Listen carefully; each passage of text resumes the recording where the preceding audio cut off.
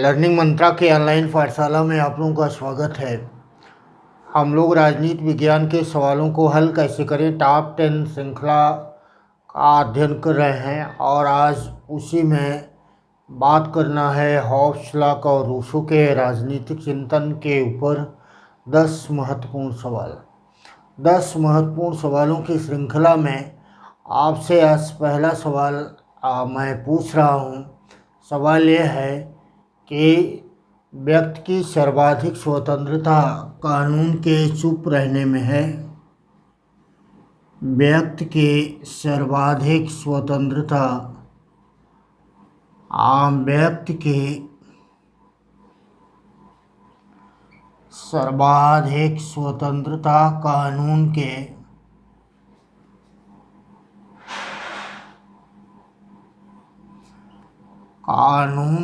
चुप रहने में है।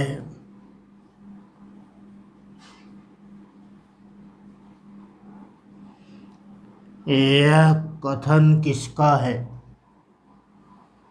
अगर यह सवाल आया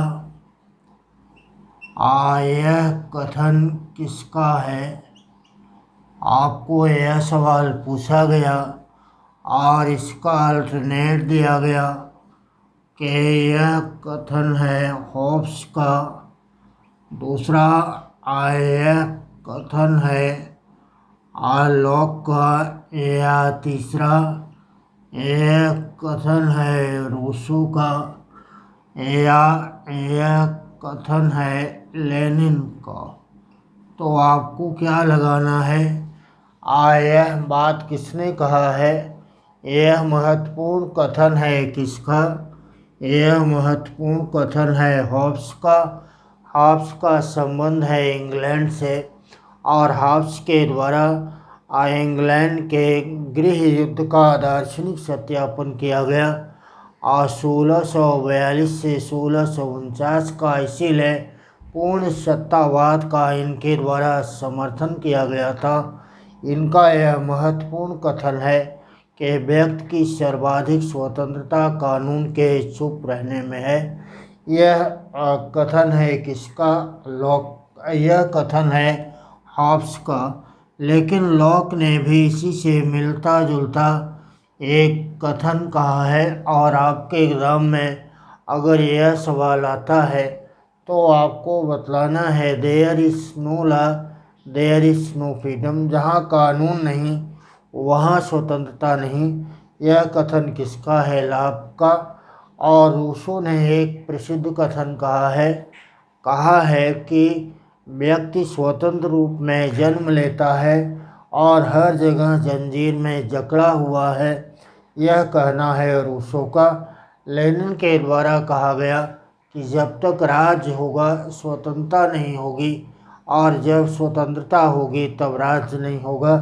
देखिए ये 4 महत्वपूर्ण स्टेटमेंट हैं और हमारी एग्ज़ाम के लिए ये 4 में एक सवाल आपके एग्ज़ाम का हर हाल में महत्वपूर्ण सवाल बनता है।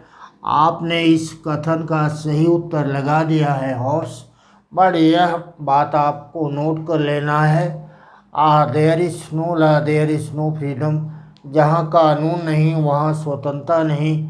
यह कथन लॉक का है। व्यक्ति स्वतंत्र रूप में जन्म लेता है, हर जगह जंजीर में जकड़ा हुआ है और जहाँ राज होगा वहाँ स्वतंत्रता नहीं होगी और जब स्वतंत्रता होगी तब राज्य नहीं होगा। यह कहना है लेनिन का। यह प्रश्न आपने देखा। प्रश्न संख्या 2 पर हम लोग आते हैं। प्रश्न संख्या 2 के अंतर्गत आपको एक कथन आया कि सबसे निकृष्ट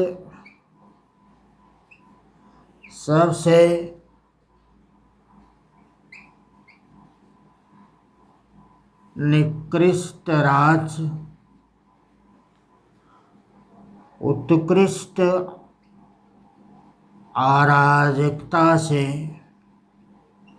उत्कृष्ट अराजकता से उत्तम होता है।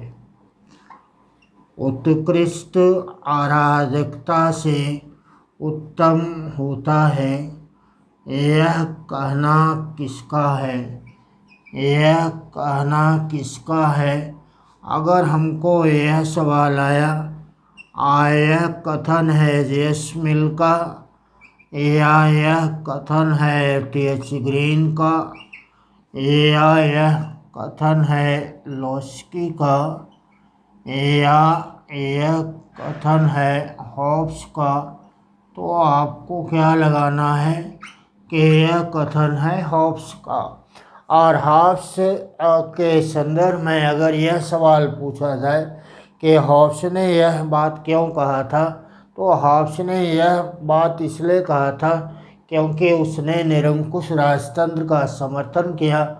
इसलिए उनके द्वारा कहा गया था कि हमारे संदर्भ में हमारे सम्मुख दो महत्वपूर्ण विकल्प हैं, एक है अराजकता और दूसरा है निरंकुशता। निरंकुशता और अराजकता में से निरंकुशता एवं अराजकता में से हमको चुनाव करना है। निरंकुशता एवं अराजकता में से हमको चुनाव करना है। इसलिए कहा कि अगर निकृष्ट राज्य है या निकृष्ट निरंकुशता है तो वह उत्कृष्ट अराजकता से अधिक उत्तम होता है। निकृष्ट राज्य चाहे जैसा भी हो, लेकिन वह अराजकता के तुलना में अच्छा है। प्रत्येक व्यक्ति के हमारे समक्ष दो विकल्प हैं, या तो वह निरंकुशता को स्वीकार करे या तो अराजकता को। और निरंकुशता अराजकता की तुलना में अच्छा है, क्योंकि हॉब्स ने कहा था कि अगर व्यक्ति ने राज्य का विरोध किया तो व्यक्ति प्राकृतिक अवस्था में चला जाएगा, और प्राकृतिक अवस्था में यह चला गया तो वहाँ अराजकता की स्थिति उत्पन्न हो जाएगी। यह बात कहा था किसने? हॉब्स ने। अब हमको एक अगला सवाल यहाँ पर आपसे है, और सवाल यह है कि 1688 के गौरवपूर्ण क्रांति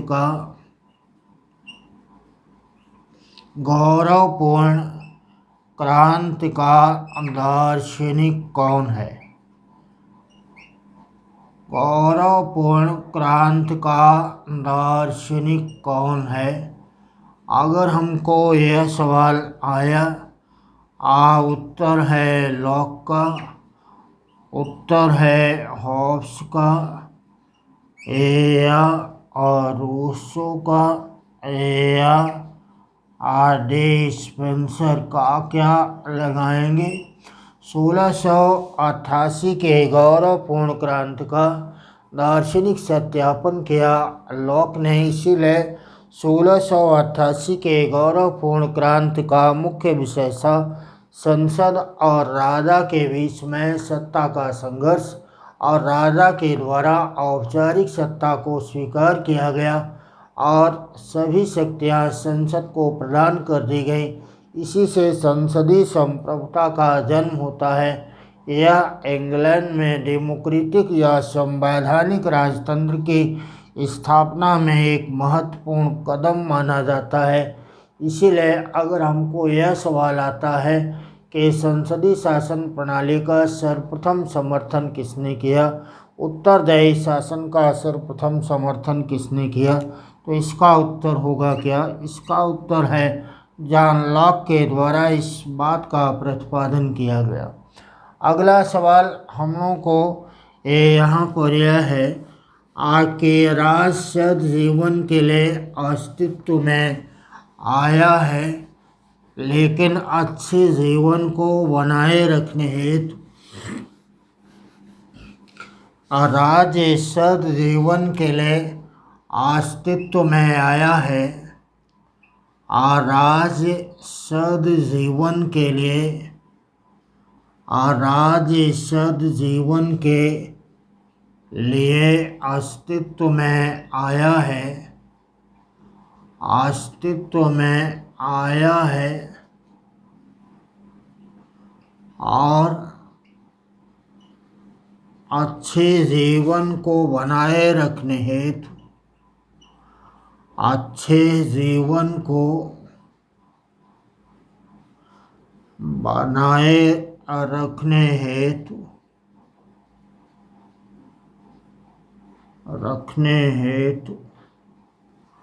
वह निरंतर जारी है। वह निरंतर जारी है। यह कथन किसका है? यह कथन किसका है? अगर यह सवाल पूछा गया तो आपको बतलाना है कि यह कथन प्लेटो का है या यह कथन अरिस्टो का है या यह कथन हॉब्स का है या यह कथन लॉक का है। क्या लगाएंगे इसमें सवाल? राज जीवन के लिए अस्तित्व में आया और अच्छे जीवन को बनाए रखने हेतु यह निरंतर जारी है। यह कहना है किसका? यह कहना है अरस्तु का। अरस्तु का संबंध है आदर्शवाद से। प्लेटो का भी संबंध है आदर्शवाद से। हॉब्स और लॉक का संबंध है किसे? उदारवाद से। बौद्धिक आत्मरक्षा के सिद्धांत का प्रतिपादन किसने किया है? जीवन को व्यक्ति का मूल अधिकार किसने माना? आपको सवाल आएगा तो आपको क्या बतलाना है? बात है किसका? यह है हॉब्स का। हॉब्स ने आत्मरक्षा के अधिकार का प्रतिपादन किया और जीवन के अधिकार को व्यक्ति का मौलिक अधिकार माना है। अब अगला सवाल यहाँ पर हम लोगों को है कि प्रत्येक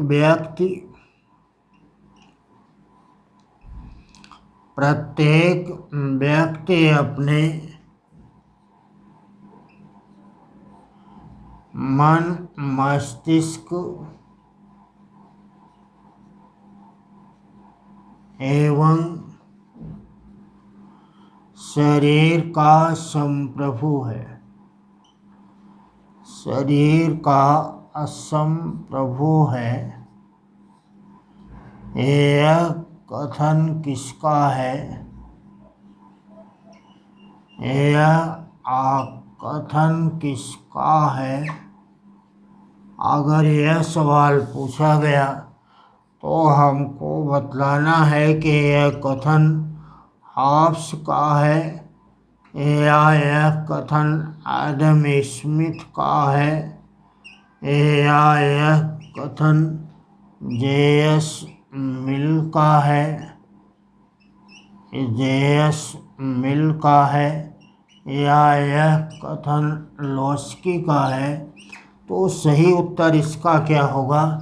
इसका सही उत्तर है जे.एस. मिल। एकदम सही लगाया है आपने। और यह बात इस बात पर आधारित है कि व्यक्ति की स्वतंत्रता पर किसी प्रकार का कोई प्रतिबंध न लगे। जे.एस. मिल उदारवादी व्यक्तिवादी विचारक हैं, इसलिए स्वतंत्रता को व्यक्ति का साध्य मानते हैं और कार्य संबंधी स्वतंत्रता को दो भागों में बांटते हैं। एक स्व विषयक स्वतंत्रता, दूसरा पर विषयक स्वतंत्रता। स्व विषयक स्वतंत्रता वह स्वतंत्रता है जिस कार्य को करने का असर केवल और केवल कर्ता के ऊपर पड़ता है। जे.एस. मिल ने समर्थन किया कि राज्य के द्वारा उस पर हस्तक्षेप न किया जाए, लेकिन ऐसा कार्य जिसको व्यक्ति जो कर रहा है उसके साथ साथ अगर उसका असर समाज के किसी अन्य सदस्य पर भी पड़ता है तो राज्य के द्वारा उस पर हस्तक्षेप किया जा सकता है। इसलिए अगर हमको यह सवाल पूछा जाए कि कार्य संबंधी स्वतंत्रता को स्व एवं पर विषयक दो भागों में किसने विभाजित किया, तो ऐसे जॉन लिबर्टी का लेखक जे.एस. मिल के द्वारा इसकी बात की गई थी। अब अगला हमको सवाल यहाँ पर पूछा जा सकता है। प्रश्न संख्या 6 में हमको आया कि मानव स्वभाव को विवेकशील प्राणी किसने माना है? विवेकशील प्राणी किसने माना है? आपको अगर यह सवाल आया और उत्तर उसका था हॉब्स के द्वारा या लॉक के द्वारा या रूसो के द्वारा या रिचर्ड हुकर के द्वारा, तो क्या लगाएंगे आप? यह कथन है जॉन लॉक का, क्योंकि आपने इसके पहले इस बात का अध्ययन कर लिया है कि हॉब्स ने कहा था कि मनुष्य एक स्वार्थी प्राणी होता है, वह झगड़ालू है, ईर्ष्यालु है और द्वेषी है। वह हर उस वस्तु को प्राप्त करना चाहता है जो किसी अन्य के पास नहीं है। लेकिन लॉक ने मनुष्य को बुद्धिमान प्राणी, विवेकशील प्राणी माना। इसलिए हमको छठा सवाल के रूप में अगर यह सवाल आया कि मनुष्य को विवेकशील प्राणी किसने कहा है, तो आपको बतलाना है कि मनुष्य को विवेकशील प्राणी बतलाने का कार्य किया लॉक ने। मनुष्य को स्वार्थी प्राणी बतलाने का कार्य किया था किसने? हॉब्स ने। आए यहाँ पर एक अन्य सवाल आपको अक्सर पूछा जाता है। प्रश्न संख्या 7 में हम उसी सवाल को आपको देना चाहते हैं। आपको बतलाना है कि उदारवाद का पिता कौन है? उदारवाद का पिता कौन है? उदारवाद का पिता कौन है? इसमें दिया हॉब्स, इसमें दिया लॉक, या इसमें दिया रूसो, या इसमें दिया टी.एस. ग्रीन। आपको क्या बतलाना है? उदारवाद का प्रारंभ तो हॉब्स में दिखता है, लेकिन हॉब्स की एक गलती रही कि पूर्ण सत्तात्मक राज के सिद्धांत का प्रतिपादन करने के कारण हॉब्स को उदारवाद का पिता नहीं कहा जा सका। इसलिए अगर आपको यह सवाल पूछ लिया गया कि हॉब्स उदारवादी है लेकिन उदारवाद का पिता क्यों नहीं, तो अल्टरनेट अनेक होगा, लेकिन उस अनेक अल्टरनेट में एक दिया होगा पूर्ण सत्तावाद का समर्थक होने के कारण, क्योंकि निरंकुश राजतंत्र का समर्थन किया। यद्यपि उदारवादी क्यों हैं, अगर यह आ जाए तो आपको बतलाना है क्योंकि इनके द्वारा बौद्धिक आत्मरक्षा के सिद्धांत का प्रतिपादन किया गया।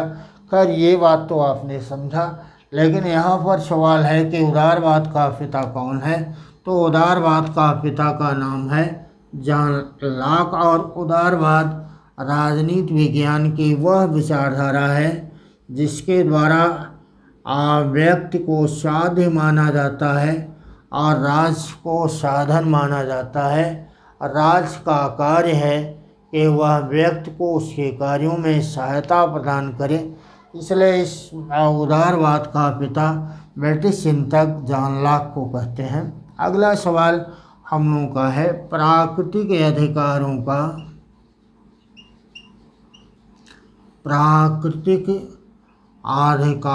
का श्रेष्ठतम प्रवक्ता कौन है? श्रेष्ठतम प्रवक्ता कौन है? हमको अगर यह सवाल पूछा गया तो उत्तर यहाँ पर सबसे पहले हमने आपको दिया हर्बर्ट स्पेंसर है, दूसरा इसमें दिया कि लेनिन है, और तीसरा इसमें दिया कि इसके जॉन लॉक हैं, और चौथा इसमें दिया कि जेएस मिल है। आपको क्या लगाना है कि प्राकृतिक अधिकारों का श्रेष्ठ प्रवक्ता है कौन? जॉन लॉक को प्राकृतिक अधिकारों का श्रेष्ठ प्रवक्ता कहते हैं। प्राकृतिक अधिकार वह अधिकार है जो व्यक्ति राज के उत्पत्ति से पूर्व है प्रयोग कर रहा था। और इसीलिए लाक का यह प्रसिद्ध कथन है कि व्यक्ति समझौते के दौरान राज्य में प्रवेश करता है, लेकिन राज्य में वह प्रवेश करता है प्राकृतिक अधिकारों के साथ या प्राकृतिक अधिकारों के बिना। तो प्राकृतिक अधिकारों के साथ वह प्रवेश करता है। हमको अगला सवाल आया, इसी पर ही आधारित है। प्रश्न संख्या 9 के अंतर्गत सवाल यह आपसे पूछा गया, सवाल यहाँ पर यह पूछा गया कि लॉक ने किसे प्राकृतिक अधिकार में, लॉक ने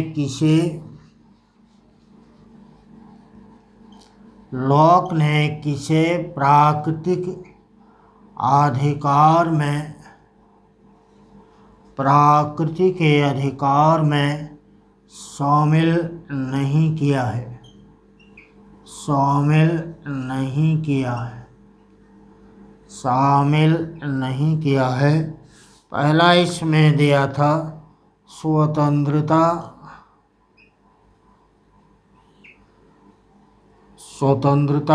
दूसरा इसमें दिया था संपत्ति,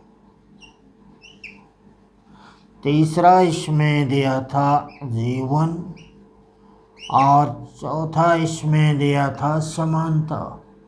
तो आपको क्या लगाना है, लॉक के अनुसार प्राकृतिक अधिकारों में क्या सम्मिलित नहीं है। लॉक ने प्राकृतिक अधिकारों का श्रेष्ठतम प्रतिपादन किया और उसमें जीवन, स्वतंत्रता और संपत्ति को सम्मिलित किया, लाइफ, लिबर्टी एंड प्रॉपर्टी को शामिल किया, और कहा कि उसमें भी संपत्ति सर्वाधिक महत्वपूर्ण अधिकार है। इसलिए अगर आपको यह सवाल पूछ लिया गया कि लॉक ने प्राकृतिक अधिकारों में सर्वश्रेष्ठ अधिकार किसको माना है, तो आपको लगाना है संपत्ति का अधिकार, और जीवन, स्वतंत्रता और संपत्ति 3 प्राकृतिक अधिकारों की चर्चा किया था, समानता की चर्चा नहीं की थी। इसलिए आपका सही उत्तर होगा क्या, समानता। हम लोगों का 10वां और अंतिम सवाल यहाँ पर यह है कि कौन ऐसा चिंतक है जिसके द्वारा संप्रभुता के स्थान पर सर्वोच्च सत्ता शब्द का किस विचारक के द्वारा, किस विचारक के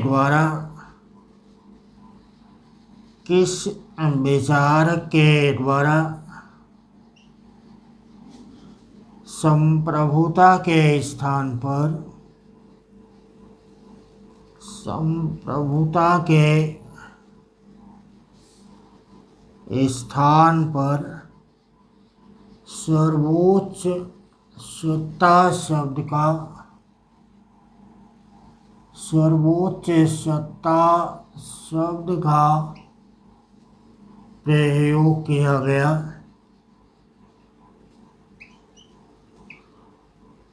हमको यह सवाल पूछा गया, इसका उत्तर है हॉब्स के द्वारा, या इसका उत्तर होगा लॉक, या रूसो, या ऑस्टिन, या इसका उत्तर होगा ऑस्टिन। क्या लगाएंगे, इसका सही उत्तर है लॉक। लॉक के द्वारा संप्रभुता शब्द का प्रयोग नहीं किया गया है, बल्कि लॉक के द्वारा संप्रभुता के स्थान पर सर्वोच्च सत्ता शब्द का प्रयोग किया गया। इसीलिए इस पर एक अन्य सवाल भी आपको आता है कि राजनीति विज्ञान में सर्वप्रथम राजनीति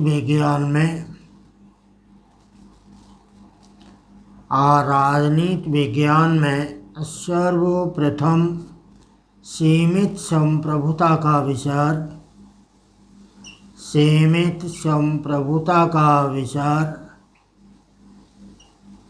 सीमित संप्रभुता का विचार किसके द्वारा दिया गया, विचार किसके द्वारा दिया गया? तो इसका भी उत्तर होगा जॉन लॉक के। आज सही उत्तर होगा। इसलिए इस पर आधारित आपको 2 सवाल बनते हैं। कौन ऐसा चिंतक है जिसने सर्वप्रथम सीमित संप्रभुता का विचार दिया? तो जॉन लॉक होगा। और कौन ऐसा विचारक है जिसने संप्रभुता के स्थान पर सर्वोच्च सत्ता शब्द का प्रयोग किया? तब भी इसका उत्तर होगा जॉन लॉक।